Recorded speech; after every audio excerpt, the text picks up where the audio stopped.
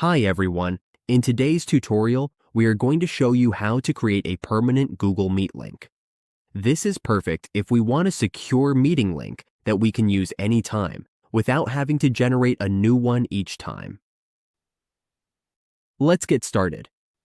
On the Google Meet dashboard, we click New Meeting.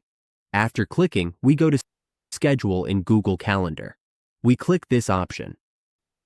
To make it a permanent link, we just need to click All Day and then select Daily. This keeps the link permanent, so it will appear on our schedule every day, exactly when we need it. We can also choose how often the meeting repeats, every 2 days, every 40 days, or even yearly. We can set this up however we like, including the end date and the start time. We can also set up notifications from here.